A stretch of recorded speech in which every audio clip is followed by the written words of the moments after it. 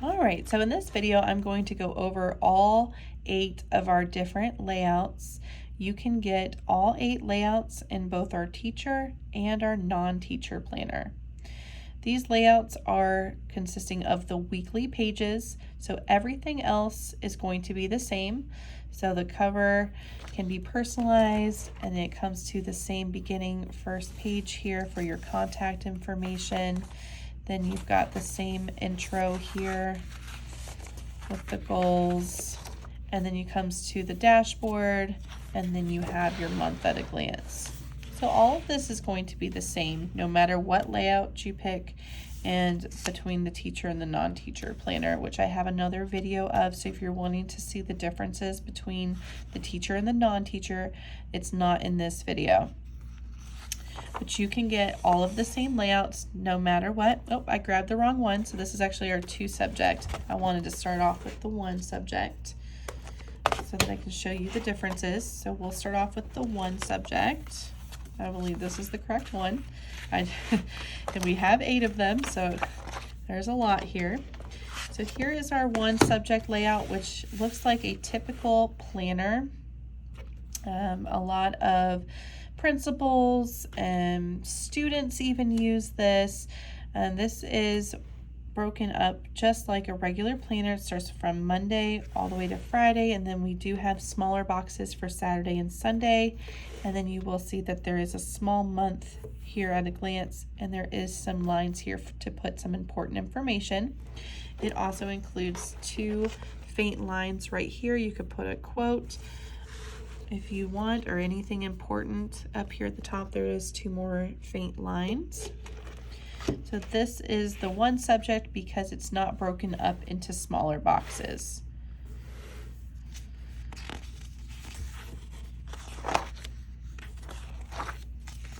So there's July, and then it goes to August, and so forth. And I will bring your attention to the fact that if the month ends like this one, like August, I believe, goes all the way to August 31st. The last day in August that we have is the 28th, and you'll find the rest of the week actually in the September tab. We don't repeat the week. So you will find the last 3 days of August here. And the reason why we do it that way is to not increase paper in making our planners thicker, but we also decide based off of if there's more days of that week in that month, we will make that where it's located. So for example, there's 4 days of September on this week where there's only 3 of August. So we put, there's 4 in September. Some people will be worried, you get to the end of August and like, where's the rest of my August?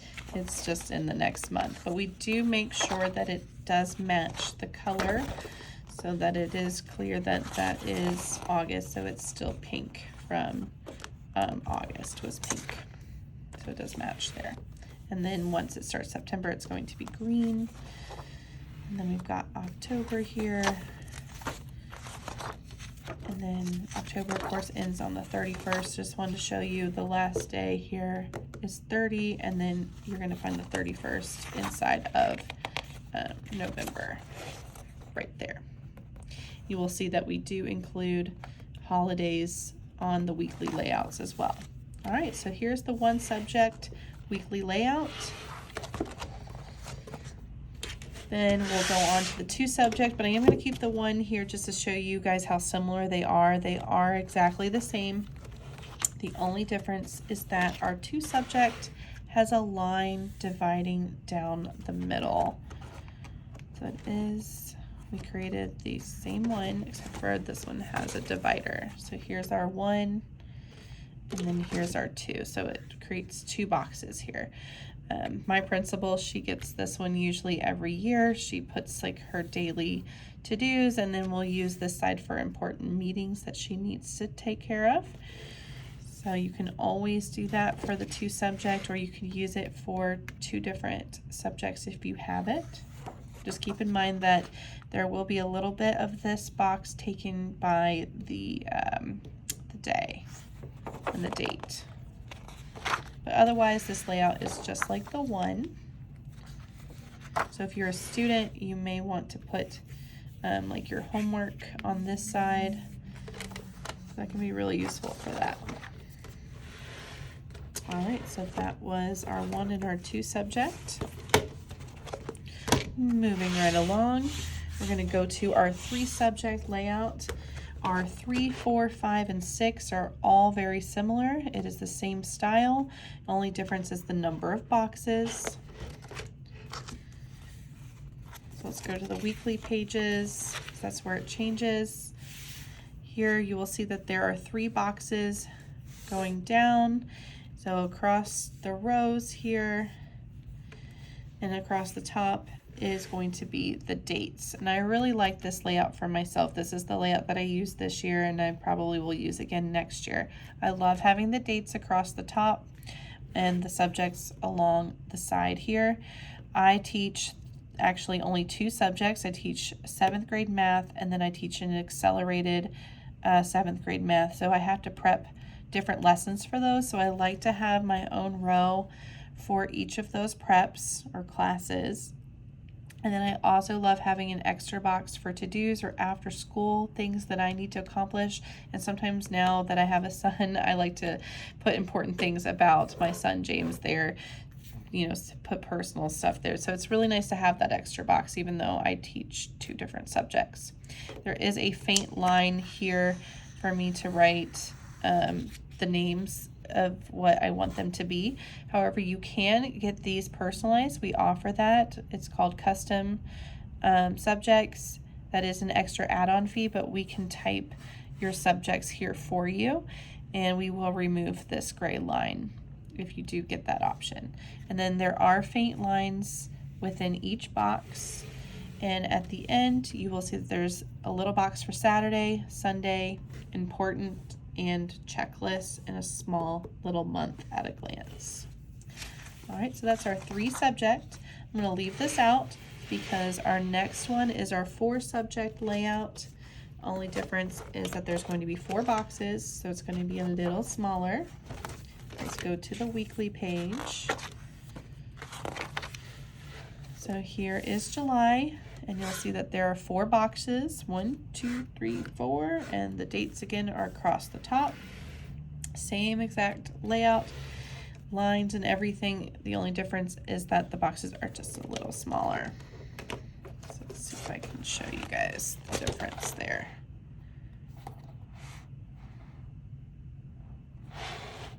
Okay.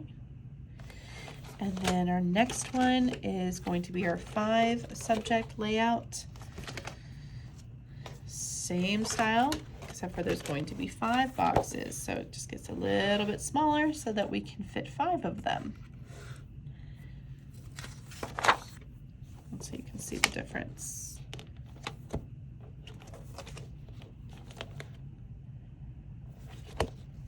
Okay, and then the last one that is like this is going to be our 6 subject. Our 5 and our 6 subject layouts are always our most popular. So this was the 5. Let's go to the 6. The 6 is a little smaller. And you'll see that there are 6 boxes. 3, 4, 5, 6. And then just to compare and show you what that looks like up against the 5. But otherwise, everything else over here is the same.